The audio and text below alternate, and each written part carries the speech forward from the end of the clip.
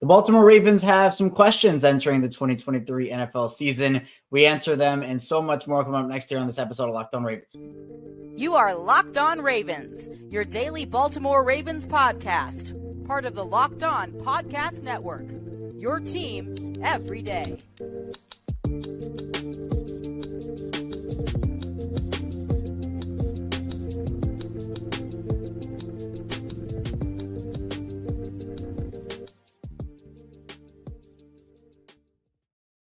Welcome into another edition of the Locked On Ravens podcast, your daily Baltimore Ravens podcast. I'm your host, Kevin Ostraker of Ravens Wire, here with you on the Locked On Podcast Network, your team every day. Thank you so much for making us your first listen each and every day. Here are free and available all podcasting platforms, including over in video form on YouTube. Today's episode of Locked On Ravens is brought to you by birddogs. Go to birddogs.com/LockedOnNFL or enter promo code LockedOnNFL for a water bottle with any order. You won't want to take your bird dogs off.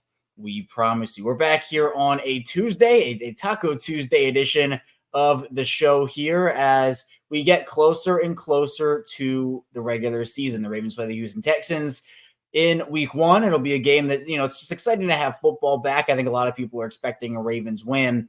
But throughout the entirety of this season and every season, the Ravens have questions. Every NFL team has questions, right? So we're going to talk about those questions as we are on the horizon of the league year starting in terms of actual on-field play. So in the first part of the show, we'll get into offensive questions for Baltimore, then move into defensive questions in the second part of the show, and then we will do yearly bold predictions. I used to do an episode, at least I have done an episode over the past two seasons, like I've dedicated a full one. But I think it's just better to do a segment, we'll sprinkle in bold predictions here or there throughout the course of this show. But I think it's just better to dedicate a segment to it than have these questions answered in this show. And I think, not that I'm blaming the Lamar situation, but it feels like, I missed out on a lot of content in the offseason. I had to catch up on that content. And so the other, some episodes I would have probably done before the start of the season got pushed out by that, because I just wasn't able to catch up on my content calendar. But hey, at least Lamar's a member of the Ravens for the next 5 seasons, so I can at least have that as a consolation prize. It's a pretty good one, pretty good consolation prize. In fact, I think that is probably the main prize. But we're a 5-day-week Ravens podcast. Be sure to subscribe, follow along in audio form. You can turn notifications on as well for our live content on YouTube. That's available after the fact in audio form as well. Well, all right, let's get into offensive questions now. Enough dilly-dallying. We'll get into offensive questions.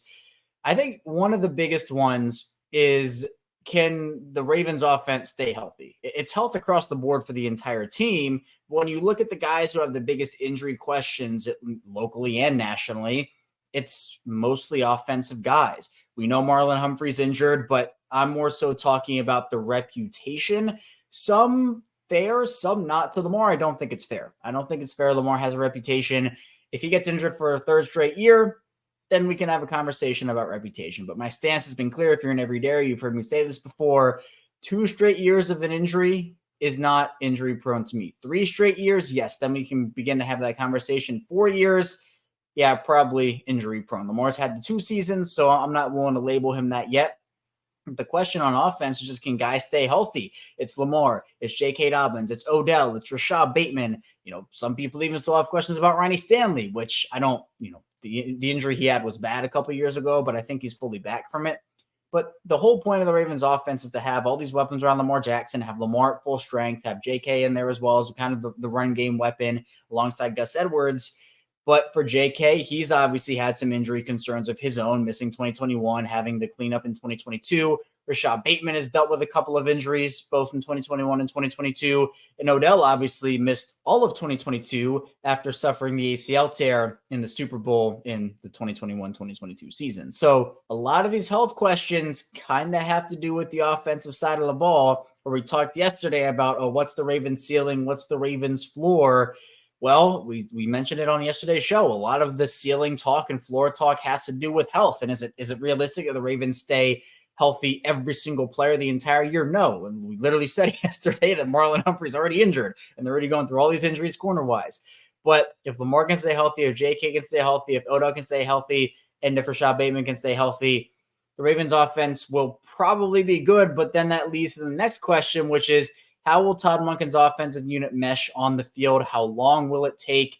and what does it look like? It's an entirely new offensive system. Well, I shouldn't say 100% entirely, but it is a new one. There are going to be plenty of substantial changes. I think positive ones with Todd Monken coming in, but we don't really know what it looks like. The preseason, Todd Monken is not going to give away his entire vault, as Greg Roman once called it. He's not going to give that away. So we don't know how it's exactly going to look, the timing of everything, pass versus run. I think that's one of the biggest questions offensively for me heading into the season. And it's not like, there's a 70% chance of it failing because we don't know what it looks like. I've seen people with that mindset, and I kind of question why that's the mindset. To me, I think that maybe it'll take some time. Like, I'm not expecting just the week one Ravens are a different animal, don't get me wrong, but I'm not expecting, I guess, sustained success over the first couple months of the season. I'd expect there to be ups and downs, but much like we saw with the defense last year under Mike Macdonald, and there are some similarities and differences in the situations, but Mike Macdonald had to take some time to adjust, and the defense had to take some time to adjust to a new system. But then once we got to the end of the season, we know what happened. I mean, the defense was great, a top unit in the NFL, and they really hit their stride. So I expect some of the same for the offense, although I think there is less of a leash because of the Ravens' divisional schedule early on in the season there. Another question I have is on the offensive line. We kind of know the four starters, but how can John Simpson perform in that left guard role? I think that it was a question for us last year too with Ben Powers, and we were kind of saying, well, he won the job, but should he have won the job? Is he the right guy for it? How's this going to look? And he comes in and plays amazing, incredible football, gets that big deal in Denver. John Simpson is someone who I think is very grateful for the opportunity. Has talked about how he lost a lot of confidence after being let go by the Raiders and seems to have found a joy. He seems to have gotten his joy back for football, which is, I guess, a theme for Ravens and veterans who they bring in. But look, he earned that job, was one of PFF's highest graded linemen in the league during the preseason. So to me, my question for him is there was a lot of stuff in Las Vegas in terms of him missing assignments, missing blocks, penalties that I've seen. Can he put that in the past? Because he started a lot of games there. The starting experience is there for John Simpson, but how is it going to look? Another question I have is about Lamar. And I know there's some pushback on the whole deep ball accuracy narrative from him. I'm not saying Lamar is a terrible deep ball passer, but there's room for improvement. The question for me is, can Lamar improve on his deep ball accuracy, or I guess get more consistent with his deep ball accuracy? Jonas Schaefer, the Baltimore Banner, put together a really comprehensive and informative article a couple of months ago about Lamar's deep ball. And he was a fine deep ball passer over his first couple of years in the league, but last year was a really bad year for him, ranked last or second to last or third to last in a lot of deep ball categories. And I think we saw that on the film and on the tape and even in the highlights where he missed wide open touchdowns, and even in some points in training camp this offseason missed some throws, underthrew some balls. So to me, a big part of this Ravens offense under Todd Monken is going to be the deep ball in getting the guys open deep, stretching the field, because they have multiple three-level receivers in Odell and Rashad Bateman and Zay Flowers. You can even throw it up there to Mark Andrews. And speaking of the passing game, how much of the running backs going to be involved in the passing game? It was something I think we were going to see in 2021 before JK and Gus went down with their injuries.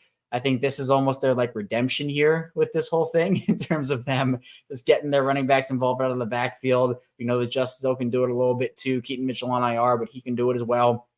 It's going to be interesting to see that as well on the offensive side of the ball. And then, just how good is Zay Flowers in the regular season? I'm expecting very good. How good is Rashad Bateman for a fully healthy season? Hopefully that's another one. What is the role of Nelson Aguilar and Devin Duvernay? How do the Ravens use Isaiah Likely is another question of mine. So there are plenty of offensive questions to be answered, but I don't think they're as glaring, I guess. I think the most glaring ones would be, how does the Todd Monken offense work? What is it going to look like? And how long is it going to take to kind of get everything hitting on all cylinders?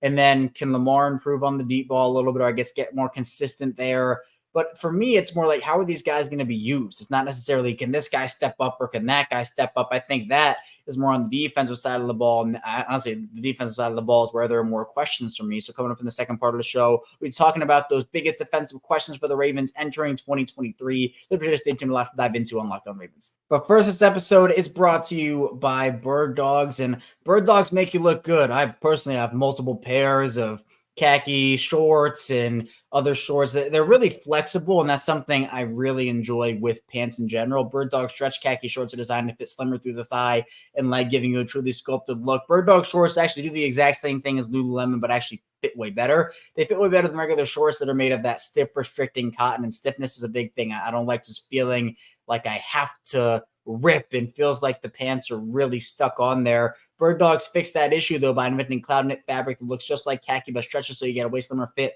without having to sacrifice movement. And Bird Dogs uses that nice thing, sweat wicking fabric that keeps you cool and dry all day long. Bird Dogs are functional for any occasion. So if you want to wear them to the golf course, on a date, you want to go on an evening out, you can wear Bird Dogs. You can use them by the pool. You can work out in them, lounging work. I use them to work out a lot, and they are very, very good because they feel like athletic shorts, but they give you that really quality look as well. Go to birddogs.com/lockedon NFL or enter promo code LockedOnNFL at checkout for a free Bird Dogs water bottle with your order. That's birddogs.com/LockedOnNFL for a free water bottle at checkout. And that water bottle is sweet, by the way. You won't want to take your Bird Dogs off, we promise you.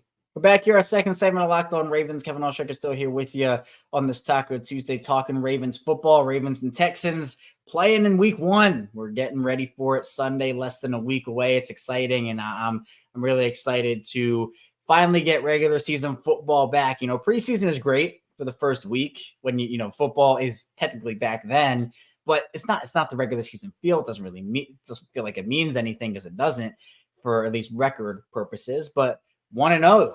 Every week you got to go 1-0 in the regular season, so that's really, really important. But let's talk about biggest defensive questions for the Ravens entering this year. And as I mentioned at the end of that first segment here, I think there are more defensive questions this year for the Ravens than there are on offense. Again, the offense is more, how is this going to work and how are they going to use this guy? There are a couple glaring questions, but on defense, to me, I feel like there are a couple really, really super glaring questions. One of them has to do with the pass rush. How is the pass rush going to perform this year? Can Odafe step up in a big role in year 3? It's going to be almost crucial for him to do so. He is the Ravens de facto number 1 pass rusher. The thing is, he was the Ravens de facto number 1 pass rusher last year, but he couldn't step up, and then Justin Houston kind of had to take it from him. Houston's no longer with Baltimore. Jadeveon Clowney comes in as kind of that veteran replacement. I know that Clowney is more of a Jason Pierre-Paul replacement skill-wise at the end of the day, instead of a finesse pass rusher like Houston. But the Ravens lost about 16, 18 sacks, depending on who you count in that conversation. So they're losing a bunch of sacks from last year's team, including from Calais Campbell, Pierre-Paul, and more. Odafe Owe has to step up. David Ojabo, too. I think there is less pressure on Ojabo now that Jadeveon Clowney's in the building.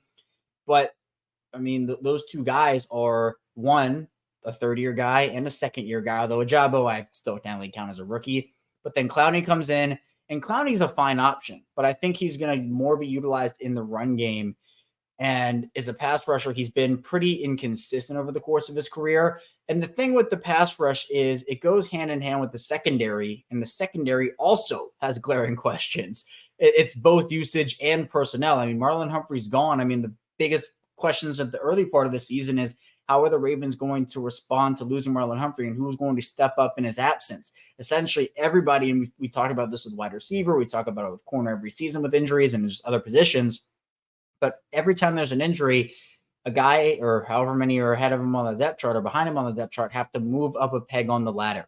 So all of a sudden, Marlon's gone, and Rock Ya-Sin becomes the number 1 corner. Ronald Darby is number 2. I don't even know who's number 3. The way they're talking about him, Arthur Millette might be number 3 at this point. He might be their starting slot corner, which, again, I've said it, I would be very disappointed if that's actually what has happened, because I think Adarius Washington earned that job. But it seems like the Ravens wanted the veteran presence of Millette there, who missed most of the training camp anyway in the preseason with a shoulder issue. So we don't even know how he's going to perform. But can the Ravens secondary hold up enough for the pass rush to get there? Because, again, what I mean by hand in hand is if the pass rush gets to the quarterback quickly, it makes the secondary's job super easy. If the secondary can cover long enough for the pass rush to get to the quarterback, makes the pass rusher's job pretty easy. But if the pass rush can't get there, and we've seen this, there have been struggles with the Ravens. This is another question of, can the Ravens actually generate pressure consistently without blitzing? 4 guys, 5 guys, you do that, and you would hope that you get pressure, not every time. You'd hope, but realistically, it's on a semi-consistent basis. Sometimes you get it, sometimes you don't. For the Ravens, it feels like it doesn't really happen that often, and hasn't really happened that often over the last handful of seasons. If that doesn't happen, there are a couple of things here. If the Ravens can't get pressure with 4 or 5, so the secondary can't cover for, long periods of time. It's not possible. It's any NFL team that you go through. So the longer the quarterback holds on the ball, the longer receivers can run routes and wiggle and get open, the more likely there is for a ball to be completed. If the pass rush gets there, then obviously there's less of a chance. But then if you have to start blitzing and get that pressure, and we kind of saw this, I'll use the example from the Commanders game in week 2 of the preseason, where again, I don't think the Ravens would play a drive like that in any circumstance. Felt like Don Martindale took over play calling duties from Mike McDonald in that moment. But it felt like when the Ravens did that, what happened? The Ravens blitz 7, they blitz 8. What happens is then you're left one-on-one with your corner wide receiver matchups, secondary matchups. And what that does is it allows the quarterback to get the ball out quicker and do timing routes a little better. But if you get there with the blitz, then it's fine. But if the quarterback just times it up and goes boom, boom, boom, boom, boom, it does nothing. So you have to establish a pass rush with not blitzing, and then the blitzing comes naturally and it throws everything off. So a big question to me is, can the pass rush and secondary work hand in hand, and who can step up on both sides of that, both pass rush and secondary? Can Jalen Davis step up? Can Pepe Williams, when he comes back, step up? What about Darius Washington after a strong preseason? Could have talked about a guy like on the practice squad. Are they going to have to call up somebody else? But what about in the secondary safety-wise? Geno Stone, Kyle Hamilton in year 2. There are plenty of options in the secondary to take leaps, but it has to happen. And realistically, we can admit it. Not everybody's going to take a leap. Like, some people will struggle. Other people will take leaps. It's just how it works every year in the NFL. It's very rare, just like we talked about last season with the injuries. Guys coming back from those injuries in 2021 and 2022, not everybody was going to bounce back in a big way. I think J.K. looked good. I think Ronnie Stanley looked good. I think Gus Edwards looked good, but Marcus Peters did not look good. It was not realistic that every one of those players is going to bounce back and be immediately themselves. There was a very realistic shot that 1 or 2 of them didn't. Marcus Peters was that guy. So the Ravens will have to figure out what happens there. Another thing is, can the Ravens tackle this year? Tackling, wrapping up, finishing sacks. It's been very inconsistent for them. I think last year they got better at it as the year went on. But if you remember back in 2021, it was terrible. They had multiple seasons of just not being able to tackle. And I don't even want to remember, honestly, because it was so bad. But that's another thing to look out for. How will Mike McDonald build off of his, I'd say, successful year 1? I'd say it was a successful year 1 for Mike McDonald.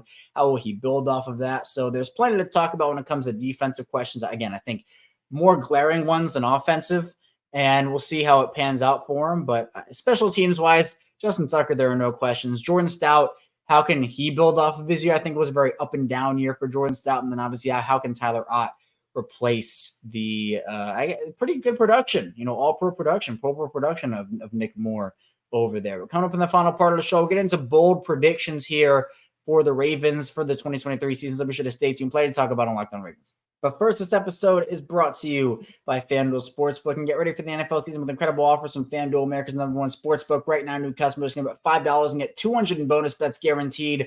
Plus, all customers who bet $5 will get $100 off NFL Sunday Ticket for YouTube and YouTube TV. Now is the best time to join FanDuel. The app is easy to use, and you can be on everything from the spreads to player props and more. So Lamar Jackson player props, maybe you want to bet Ravens overs or unders. You can do all that over at FanDuel. So visit FanDuel.com/lockedon and kick off the NFL season with an offer you won't want to miss. FanDuel, official partner of the NFL. We are back, our final segment of Locked On Ravens. Kevin Ostraker still talking with you here on this fine Tuesday. I appreciate everybody who is here making us your first listen each and every day again. And it's the same show, both audio and video form. I appreciate all the video watchers out there who see the live fish in the background. Also appreciate all the audio listeners who maybe are driving to work, from work. Obviously, you can't watch in the car as you're driving, so got to listen. You just hear the voice. Either way, thank you for tuning in here today. You can subscribe, follow along. It all goes a long way, and I really appreciate all the support here. Let's talk about bold predictions, though. This is something I do every single season. Why I have done it over the past couple of years in video form. It was actually my first ever episode on YouTube. Speaking of which, our 2-year anniversary of being on YouTube is tomorrow. I've hosted the show for over 4 years. It was about 2 in just audio form. Then we moved over to video form 2 years ago tomorrow. So that's really exciting. We'll talk about that on tomorrow's episode. But it's been a lot of Lamar MVP talk on those episodes. I want to kind of stray away from that a little bit. I will say Lamar bounces back in a big way, but I don't necessarily think that's super bold. Like, I think a lot of people are expecting him to be good this year with the weapons he has, the new offense he's in. But I will say, here's one. I don't know if he's even eligible for this, but I'm just going to say it anyway because we when we do bold, like ridiculous bold. J.K. Dobbins wins comeback player of the year. Now, again, I don't know if he'll qualify because he came back during the 2022 season and played, but to me, coming off of the injury, had to get cleanup surgery. I don't know if he qualifies for it, so I will kind of do an addendum where if he does not qualify, I will say J.K. Dobbins makes the Pro Bowl. That's what I will say. I think he's going to have a great year this year. I think the split between J.K. Dobbins and Gus Edwards will be less of a 50-50 split. And it's been very close over the course of their career so far. When they've been on the field healthy, it's been like 51-49, 42, not 42, maybe like 48-52. Like it's never really been in that like 60-40 range or 55-45 range. It's been super close. This year, I expect it to be more so in that 60-40 JK split, 65-35 JK split. I think he has earned that. And I'm not saying Gus is bad. I really like Gus Edwards, and he will still be a part of the offense. I think JK is going to have a huge year, either make the Pro Bowl or win comeback player of the year if he is eligible. Again, I don't know if he's eligible or not. So we're just going to throw that out there in case. Another one, and this is one I've said before. So if you've listened to live shows, if you've heard me on this show before, you know what I might be about to say here. But I'm going to say, and this is really bold, Zay Flowers by the end of the season. 2 ones here. 1, Zay Flowers wins Offensive Rookie of the Year. 2, Zay Flowers is the number 1 receiver on the Ravens by the end of the year. I'm a big Zay Flowers guy. I really liked him throughout the entire draft process. Wasn't sure he was going to fall to Baltimore. I know there were a lot of conversations about corner at 22. But when you look at Zay Flowers and what he has done over the course of training camp and the preseason, and that's what it's bold because he hasn't had a snap yet. So saying that he's going to win Offensive Rookie of the Year over Bijan Robinson and over the rookie quarterbacks that were taken, it is bold. But I think that he will be the best rookie wide receiver in his class. I think the opportunities will be there. And if a guy gets injured like an Odell Beckham or a Rashad Bateman, and hopefully it does not happen, right? But if that does happen, he'll have an even better path to more snaps, more targets, more receptions, more touchdowns, more yards, etc. So I'm very big on Zay Flowers. The fact that he can be a 3-level receiver, that no one can really cover him one-on-one. And he'll be a Ravens Pro Bowler. And what I mean by that is like he will be a Pro Bowler, whether he makes it or not. He'll help the Ravens in a Pro Bowl way because either teams are going to have to put so much attention on him that other guys are one-on-one and they have to leave him open and you just can't leave him, or he racks up everything because teams have to leave him one-on-one because you got to worry about Mark Andrews and Odell and all those guys. So those are my 2 bold predictions. Zay Flowers wins Offensive Rookie of the Year, or at least is in top 3. At least is in top 3 conversation for that award. And my second one that I'm sticking firm on is Zay Flowers is going to be the number 1 wide receiver on the Ravens by the end of the season. That's no disrespect to Odell Beckham. It's no disrespect to Rashad Bateman. I just think Zay Flowers is really good.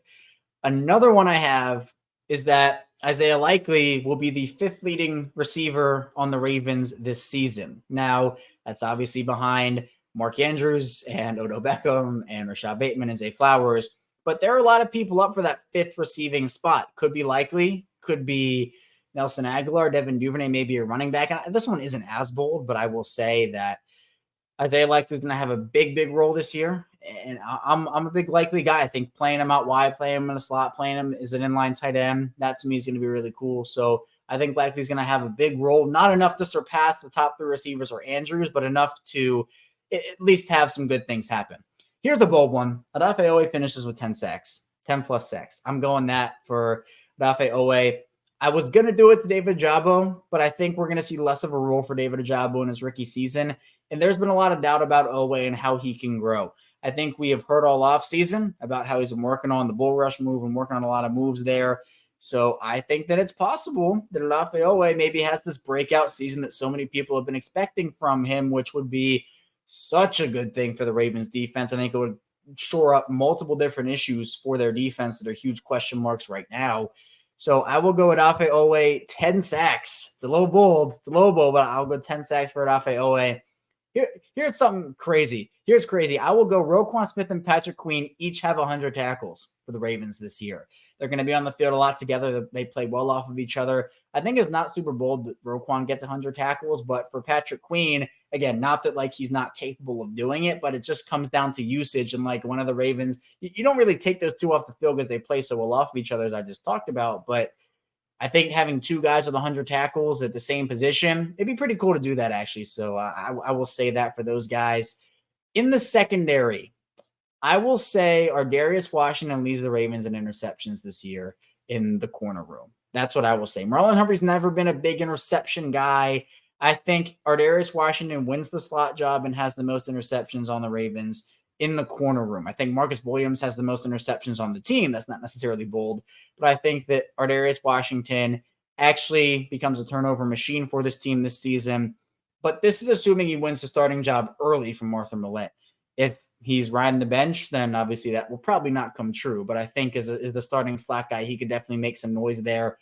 And then in the secondary safety-wise, I'll say Kyle Hamilton has 5+ interceptions this year after having none in his rookie season. So, he should have had one, but it got called on a phantom PI or whatever the holding call was. It was some penalty. But I still think that Hamilton has turnover potential. I think that's a growth spot we're going to see from him this season, and especially in a different role this year. That'll be big. And then I think Jordan Stout will make the Pro Bowl. Maybe that'll be my bold one. It was an up and down year for Stout, so maybe not a lot of people are super high on him, but I will say that for the bold prediction for special teams. That's all I had, though, for my bold predictions. So, I kind of listed off a bunch there. I usually had 5 or 6. I think I listed off 7 or 8 there. So we'll see how many come to fruition. We'll see how many will not. You go bold. So I'm not expecting too many, but it'd be pretty cool, and it really helped the Ravens out this season if they did. That's all I have here today, though. Unlock the Ravens. Thank you so much for tuning in today. Coming up tomorrow, more Ravens content, so be sure to stay tuned with that. I'll see you right back here tomorrow on Locked On Ravens.